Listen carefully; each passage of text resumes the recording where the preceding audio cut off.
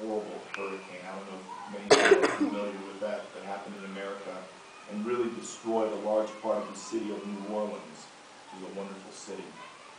I'd never been on a trip before, but I always wanted to go and help in a disaster area where things were really bad. And I went. And again, at that point in time, I'm running a record label and music company, and I represent professional athletes, and I'm driving a Range Rover. Everybody thinks that I've got everything. But I did not have that peace. I did not have that element that would let me live forever.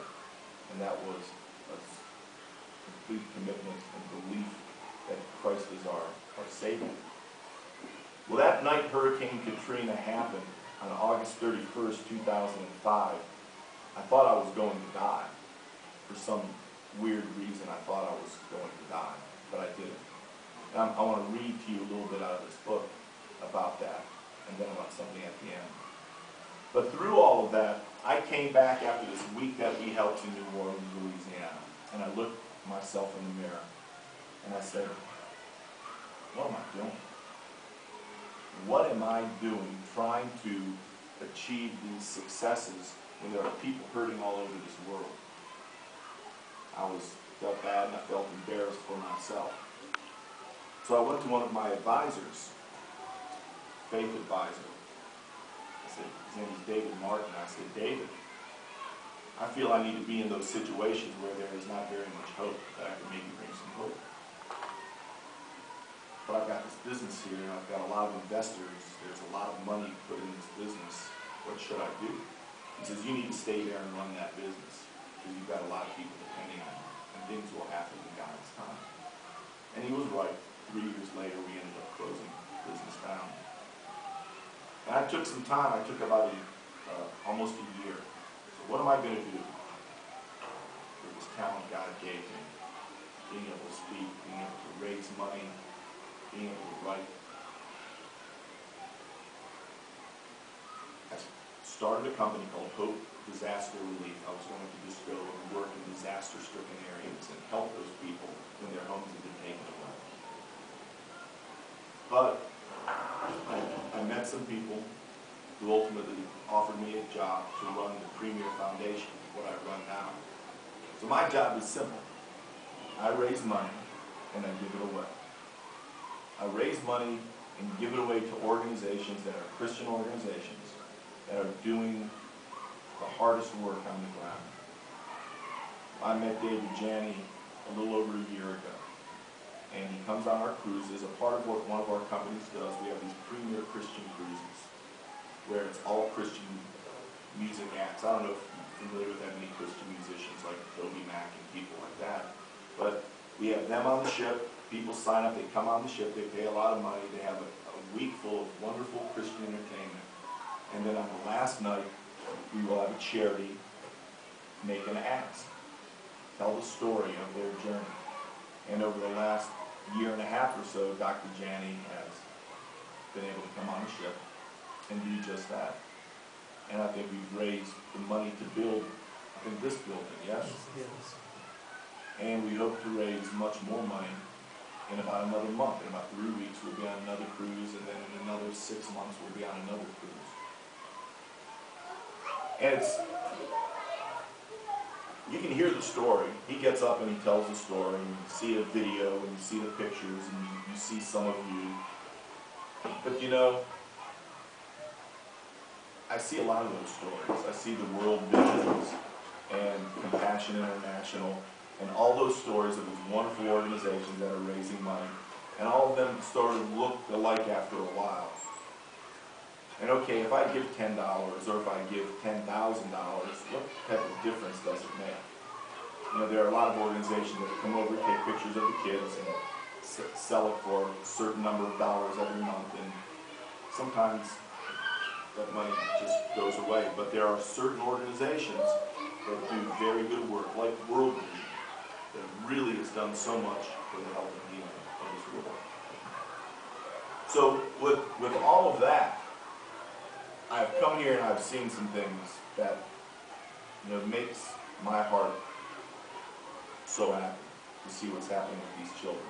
I walked through Kalinguari I'm going to go there again tomorrow.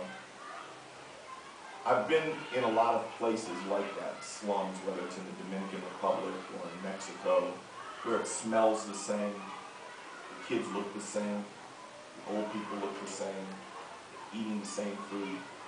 So this isn't a special place that's different than anywhere else. It's just like so many other places in this world. When you go, the smell and the sight and the sadness, you never forget. The one thing I find interesting is that the children that are grown up in these areas, they seem happy because it's what they know. You don't want to take them out and put them in my neighborhood and then put them back here because it would be a challenge. But what I've seen happen here is these kids are given hope, and it starts with teachers. And you may understand what you mean to these kids, but you might not understand what you mean to these kids. It's hard to understand what one person means. It's hard to understand what I mean to others. I wrote this book, and there'll be a copy up in the library for you guys to read. But I wrote this book for my children to let them know who their father was and who their father is now, and the journey that I've made a lot of mistakes. The interesting thing about this is people read this book, and then some of them just send me emails, or they'll call me, or they'll write me a letter, and they'll tell me how much of a difference it made in their life. And for me, it makes me uncomfortable. Almost like when the kids were singing Dr. Janney the other day, it made Dr. Janney feel uncomfortable. But I'm glad they did that, because he's a very humble man, and he doesn't want his name preached. Otherwise, this would be called Dr. Janney Institute. But there's so much love and respect for him. Sometimes when we are placed in a position of empowerment, it becomes very humbling. Sometimes people will read this book and they'll never let me know if it meant anything to them. And that's going to be for the most part. And a lot of that is being like a teacher. Because sometimes it's just like you're arguing with these kids. These kids seem to be very well behaved. But sometimes you might not feel like you're getting through. And you work so hard, and it's tiring. And although you're giving so much hope to these kids, sometimes you might not see hope for yourself because it's so hard. But let me tell you, teachers, there is nothing better in this world than a teacher that makes a difference. And I really, absolutely mean it. The teacher that meant more to me when I was in school was a senior high literature teacher. Her name is Ruth Boswell. And I lost connection with her over the years. And I thanked her in the book, but with the internet now, I tracked her down, and I called her. And I told her that I'd written a book, because she always wanted children to write. And for your student, if you're teaching English or literature, and then you have a student that has a book that's published that you can buy anywhere, it is something that is important to the teacher. Again, you may never hear these or feel these things, but the efforts you're making are absolutely enormous. So, for whatever that is worth, please don't ever give up. I did talk to her about 12 years ago.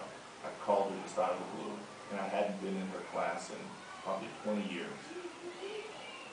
I said, Mrs. Boswell. And she said, Gene. She knew exactly who it was because of my voice. It was funny.